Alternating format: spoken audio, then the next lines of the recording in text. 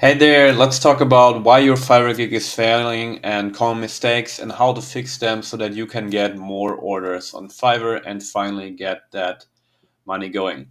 Now, what I like to do is when approaching these topics is I then put a little structure to it and make it easy for you to understand what area you're basically failing in and making mistakes in. So then it's easy for you to fix those mistakes. We basically got three categories here that I would like to talk about, which defines your Fiverr gig is failing.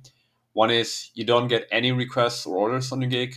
The second one is you do get requests, but you don't get orders. And the third one is you do get orders, but you get bad reviews. And we'll look at all those um, areas one by one. Let's start with no requests or orders. So there are several things that you can do wrong on your Fiverr gig, which makes buyers not want to click on your gig, nor not want to contact you. The very first one is the title. And so if we go on the Fiverr website right here, I'm in the buying mode. And I always like to take translations as an example because it's the area where I operate in. And so we are here right now, and this is the gigs that are offered basically for the keyword translate English to German. And when we look at the titles, they're all quite similar, right? So, for example, this seller here says, I will translate English to German, translation, or translate German to English. And then this seller says, I will manually translate English to German, German to English. Now, what you can already observe is these sellers make the effort to get relevant keywords into their title. And what this means is, for example, I researched translate English to German, which is a common search term on Fiverr for people who are looking for services, for German translation services. And this seller has this exact keyword in a title, which tells Fiverr, look, for someone searching for that keyword, this seller is good to recommend because this gig might be what the buyer is looking for. And so, what you need to do to make your titles better is first do the keyword research in your niche. You can do this by just typing in stuff that you think people would search for your gig. So, in my case, if you're talking about translations, I would simply start with typing translate.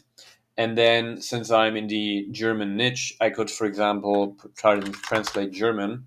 And then Fiverr is going to give me suggestions of commonly searched keywords, right? So here I'm getting the suggestion, translate English to German. And so this tells me from Fiverr's side that this is a commonly used search term and that I should put this in my title. And if you want to look at maybe examples that might not be that great, let's look around here. Just went to the page number 7. I will provide fast and provide German to English translation. German to English translation is still a very good keyword. I will proofread any English text. So if we look at this title, for example, I will translate German, English, Spanish, and Catalan professionally. If this seller wanted to specifically target the German translation niche, he should probably change up the keywords and title a little bit and say something like, I will translate English to German, and then he can still, put in stuff about Spanish and Catalan. So that's one thing to think about when you do your title. Make sure that if you researched all your keywords and you put them into the title. Next up, let's talk about thumbnails. This is quite a big one on Fiverr. So when we're talking thumbnail, we're talking about these images that you see when you're searching for gigs. So these are all thumbnails, just like on YouTube, basically. And what I always recommend for thumbnails is simply have a clear professional picture of yourself where you're smiling, and then next to you have an simple description of what you're offering, right? So I think, for example, this guy right here is a very good example. You have a clear headshot of himself, and then it says professional legal business translations, and I can see right away, okay, he's probably offering them for Italian, English, French, German, and Spanish. So it's easy for the seller to see what is being offered. It's it could be a little less. It's a bit too overloaded in my opinion. And also, obviously, the seller should fix this cutoff because Fiverr isn't showing this whole text correctly. But the idea is correct here. You're showing yourself in a professional, smiling manner. Because if you think about it, you want to try to brand yourself on Fiverr, make yourself stand out. And what's unique about every person is the person itself, right? So if you put your face on the thumbnail, you will always have a way to stand out. And a really good example of this is I've seen this in the social media marketing space, if I remember correctly. Let's let the images load. Yeah, I think these two are really good examples. It's simply two pictures of the sellers themselves, and then right next to it, they just tell you what to do. I'm your pro social media manager, or I'm your professional social media manager, right? So make sure that you have a picture of yourself. You're looking into the camera, which, you know, if a buyer can make eye contact with you, they're more enticed to click on your gig. And then tell them what you do in the gig title. So fix your, sorry, in the thumbnail. So fix your thumbnail, and it should increase your click-through rate. Next up, let's talk about profile pictures. And while I'm going through this, what you need to understand is that all these things, they stack on each other, meaning the more you do them wrong, the more the bad impression a buyer will have of you is going to become bigger. But then the opposite also is also true. The more of them you do right, the better the impression the buyer has of you is. And so there will be more inclined to click on your gig and contact you.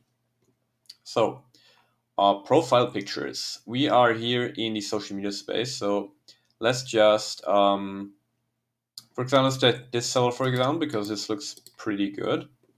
What you want to do as a profile picture is have this clear headshot of yourself, right? Now it's going to the intro video, but you want to have this clear headshot. You should smile, be clearly visible, and really use background remover to make sure that just your face can be seen. And if you do that, you're already kind of better than 90% of sellers on Fiverr, right? If buyers can see a face to the name they're reading, they're much more likely to trust you and believe in your expertise, and are much more likely to contact you. So make sure that you have a profile picture like this, where you're looking into the camera, you're smiling, and it just builds trust with the buyer. So that's something that you should fix. Next up, a missing gig video. This is really a big one. And again, if I'm going back to the niche that I'm serving, English-German translations, basically a gig video is, we see all these thumbnails here, right? And you have the option to put in a gig video. So for example, you can see this with my gig here, where you have a classic thumbnail that I was talking about. But then if I, as a buyer, hover over this, a video starts playing and I can talk directly to the buyer, which makes this more professional, right? They see me talking, they see that I'm a real person trying to help them. And this can massively increase your click-through rate, your contact rate. So highly, highly recommend that you do a gig video. It doesn't really need to be fancy. As you can see, I'm just talking to the camera here. But why this is such a huge opportunity is because hardly anyone on Fiverr is doing this. I mean, we have the keywords here translated English to German. I'm on the very first page. So these are all the best sellers in the category shown to you. And if you go through here, basically no one has a gig video. So the first row, there's no one with it. Second row, no one. In the third row, me and another seller are the only two that have a gig video.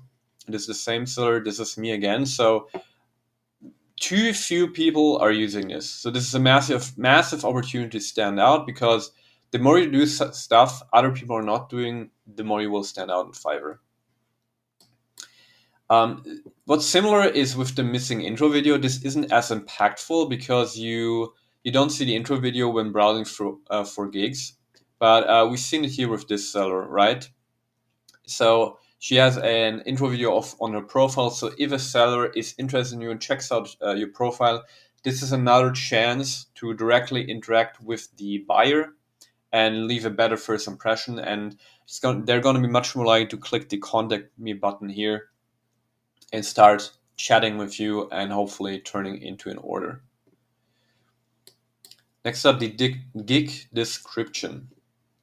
So we've talked a lot about the first impression before a buyer even clicks on your gig, but let's talk about gig description. And I'm actually going to take my own gig here as an example because I can actually definitely improve this. And so, wait, where is the gig description? Here we go. Yeah, about this gig. So this is the gig description where it says about this gig. And here you basically have the chance for two things. First of all, you can speak directly to the buyer and talk about their pain points and tell them how your gig is going to solve their pain points. So what you're trying to do here is tell the buyer, look, I understand where you're coming from. I understand what your problems are, and I'm here to solve them. That's the one thing that you can do. And frankly, when I look at my gig descriptions, I do tell buyers what I do, but I could do a better job in describing how I solve their pain points, right? Because what I'm really doing here is I'm just telling people who I help. I help businesses, writers, and so forth. And there's social proof with over 500 happy reviews. And I tell them, what's the process. But what I should do here, probably, I should highlight more the pain points. I'll tell the buyer how to solve it. And then the second chance or opportunity you have here is you can also put keywords in here. So we talked before, right? English to German, for example, is a keyword for me, or translate English to German. You can put them in here, which makes it more likely for the Fiverr algorithm to pick your gig up and show it to interested buyers. Which again, I haven't done here super consistently. So as you can see, even me as a pro and top-rated seller, there is always room for improvement, right? And always stuff that I could do better to rank even higher in the search results. So you should really actually take this as an encouragement, because if I, as a pro and top rated seller, I'm not doing everything correctly and I still see success on Fiverr, this means that you, as somebody that's just starting out on Fiverr or just wants to see more success, can improve a lot with doing all these tweaks, right? Basically, you can stand out over a top rated seller if you have a better description, for example. So fix your gig description, put keywords in there, directly talk to the buyer's pain points, and show them how you can solve them. Next up, the missing portfolio. This is where we come back to your profile. And I mean, I took the seller here completely randomly. But yes, I mean, obviously she already looks super professional, right? And it's no wonder that she has a portfolio. So a portfolio is a chance for you to showcase work that you've done in the past and actually show the buyer, look, this is what is going to look like working with me. These are the results that I can produce for you. Now, in this seller's case, what she did is she does social media marketing. She's a Google marketer.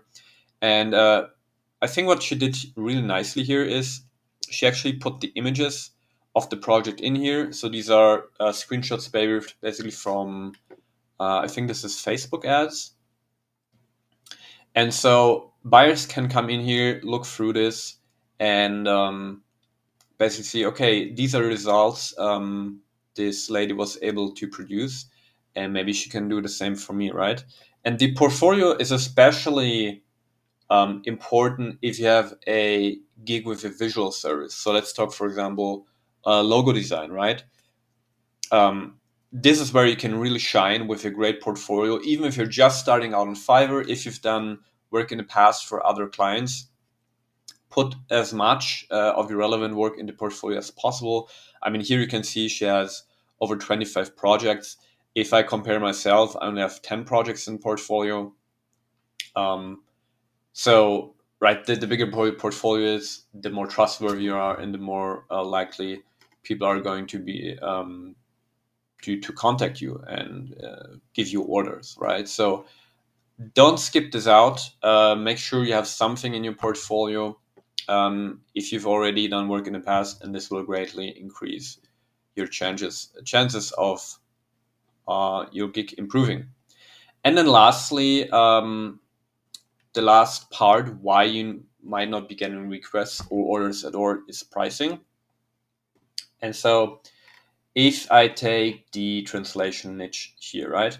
Translation is a bit of a more special case because usually almost all sellers charge per word translated and not per hour or anything. So as you can see, the gig prices are quite the same on the surface. So you see $10, $5. If there is pro gigs like mine, they need to be at least $100. But this is like an exception. There's nothing I can do about it. But here in translation, the prices are more or less the same. Where the difference comes in, though, is if you go on a gig, this is basically price per word. You see, for example, for me, I charge 5 cents per word because, as you can see, you have to pay $5 for 100 words, and then there are differences with the standard and premium package. But what you have to do is, if you're new in your category, in your niche, you have to look at other sellers and see how much they charge. So if I take a different seller here, she charges $35 for 500 words, which is 7 cents per word, right? And so I can see that, okay, this seller, she's actually more expensive than I am. Okay, let's take another seller. Let's take this one. This guy has not a lot of reviews. So yeah, you can see this guy will charge $5 for 300 words. So this is about 1.5 cents. So it's a lot cheaper than me. The point I'm trying to make is you have to adjust your pricing to the impression you give to the buyer, and the impression you're giving to the buyer is mostly the reviews that you have. Let's be real here. The more reviews they have, the more buyers are willing to contact you and do business with you. And so in this guy's case, he has 11 reviews, right? Compared to the over 800 reviews of Daniela here. So this guy has to adjust his pricing downwards. You can't expect to charge as much as an experienced seller and expect people to contact you. That's not how it's going to work. So what this seller here is doing right is he realizes, okay, I don't have as many reviews as the other more experienced sellers yet. I'm also level 1, which is another social proof indicator on Fiverr. What he's doing right is, let me put the price lower in the beginning just so I can get orders, get interest in my gig. And as you can see, he's doing everything perfectly well, right? Because he's getting only 5-star reviews. And what this seller probably should do and probably will do is, I assume, he's going to get more and more orders, 5-star reviews. And then, for example, let's say he hits 55-star reviews. That's where he will start raising his prices, right? Because now he has more social proof and he can adjust his pricing upwards. And so you have to look at your competitors when you're just starting out and see how competitive your pricing is, and make sure that your pricing is low enough that you can just attract those first few orders that will give you those first few reviews and get your gig going. And so these are all the things that you can fix if you don't get requests or orders at all. However, your gig can also be failing. You can do all those gigs right and you do get requests, but you still get no orders. So what's wrong there? Now, 3 things can go wrong if you're actually getting requests, but you're not getting any orders. So if I go into my inbox here, this is what it's going to look like if you're getting requests on Fiverr, right? You have these people texting you that saw your gig and then might want to do business with you. And so, you know what? Let's take this seller that just texted me here. And She texted me, and this was 13 minutes ago. Now, 30 minutes is not too bad if I still respond right now. But the point I'm making is you might be too slow to respond to the people contacting you. And to give you some context here is Google made a study which basically found that if you respond to a lead within the first minute they contact you, they are 400% more likely to continue the conversation, also turn into a client. 400% more likely. So what this means for you is the faster you are to respond to people, the more likely they will be to order from you. And an easy fix here is you must have the Fiverr app installed on your phone and you must have notifications on. Obviously, you will not always be able to control when you can respond, but the faster you are, the more likely it is that people are going to do business with you. So this is kind of an easy fix that you should try to follow. Next up, you're not being proactive enough in sending customer offers. So let's say you have a client contacting you, they're interested in your gig, and you text back and forth, and they're actually ready to do business with you. Actually go ahead and send them a custom offer, right? So if I'm in the inbox here, what I can do is I can create a custom offer.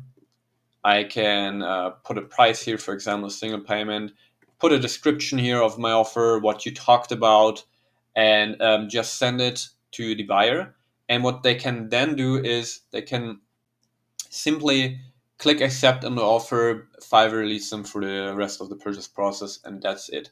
What you want to do is take away as much work for the buyer as possible to actually put an order with you.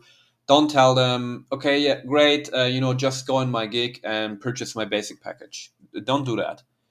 Create a custom offer, go this little extra mile. It takes away the hassle for them to click on your gig, and they might not know what they're doing because maybe it's their first time on Fiverr. So actually be proactive and send them custom offers, and this will help you get more orders, I promise. And the last one, which is very general, but if you're getting requests and you can turn them into orders, you might just have bad communication. So it's really about simple stuff such as, somebody's texting you, and let me just show this live to you, right? So this lady here is texting me, and I'm gonna just text her. Hi there, thank you for your request. How can I help you? Very simple, right? I just thanking them for taking time to contact me over other sellers, and I ask them, how can I help you, right? Because I don't know yet. I don't have any requirements from the buyer. And it's about you need to be proactive. You should thank people for contacting you and really try to understand what the buyer wants from you, right? Ask them, when do you want it delivered? Propose a price. If they say no to the price, be curious, okay, what's in your budget? Maybe we can find a solution, and really be proactive with the communication. Stay professional. From time to time, you will encounter bad clients, but that's just part of the game, right? You have to play professional, be proactive, thank people, thank them if they do get an order with you, thank them for it. And it's really about doing these extra little small steps that can make a big difference in landing more orders. And for me personally, I often get the feedback from my clients that they really like the way I communicate. And in a way, good communication, you can really learn it, especially in text form, just with experience and just with having the mindset of everything that happens is my responsibility. So if there is a client that didn't order with me or responded negatively, I need to think about, okay, is there something I could have done better? I could have communicated better to alleviate the situation, actually get an order. So if you get requests and orders, fix your speed to lead, be proactive with sending custom offers, and fix your communication. And then lastly, you might get orders, congratulations, but you're getting bad reviews. So what's the problem here? First off, you might do bad expectation management. And what do you mean by this? Yes, you do have your gig on Fiverr where you're offering your service. So, for example, here, if I take my gig, for example, I offer English to German translation. That's in itself pretty obvious. It's a very simple service. However, if I do get a buyer request, I often ask them about what they need in terms of, for my basic package, I will only send them the translation in a simple Word file with no formatting, right? If they do, let's say they send me some kind of blog article that's formatted in a certain way, I offer to translate in the same formatting, but that costs more. So what I do when I get requests is I actually ask them, okay, you got this thing that you need translated, do you need it in the same format? Or, for example, do you need the translation implemented in your website? For example, in your Shopify store, I can also do that. So I really ask the buyer what they need. And then what I do in the end, if the requirements are clear from my side, is I have all these quick responses here, which is basically you can set quick responses that you can just click and then you send it to the buyer. And wait, where do I have it? Let's just take it with some, right? I have this um, quick reply here where I explain my rates, right? And so I tell them for basic translation, table format, chart 4 cents per word, and so on and so forth. And I also always tell the buyers that I don't do manual translations. I use software to help me translate. Um, And so what I do is basically I give the buyer as much information as possible before the purchase so that they know exactly what they're going to be getting. And then this way there will be no surprises, right? The buyer can say in the end, I thought I would be getting something else. So what they will receive in the end will be very close to what they're expecting. And when that happens, this is where you get a 5-star review. When reality meets expectations, that's where you get 5-star reviews. So you need to do a better job in communicating what the buyer is actually getting, and don't assume they understand your service. I think that's a big mistake in that you know about your service, you might be working on it every day. The buyer might not know anything about it all, so don't assume that they know. Explain to them. Next up is an obvious one: low quality work. I mean, if you're not willing to provide good value for the buyer and do good work, there's nothing really that can save you on Fiverr. There are no tricks. At the end of the day, on Fiverr, as long as you do good work and you're getting reviews, you're going to be successful. Really, all the other things we talked about today can be pretty bad. As long as you're doing good work and you're getting good reviews, you will still be successful on Fiverr. So you just have to fix this. You just need to be better at what you're doing. You need to deliver on time, and there's no easy fix. You need to be good at what you're doing, or at least you need to be willing to constantly improve and go the extra mile for every client. Next up, low value. This goes a bit together with bad expectation management. Is that the client needs to be knowing what they're gonna get, and client needs to feel that what they're getting is actually worth their money. So, um, you know, you need to adjust your pricing to reflect the value.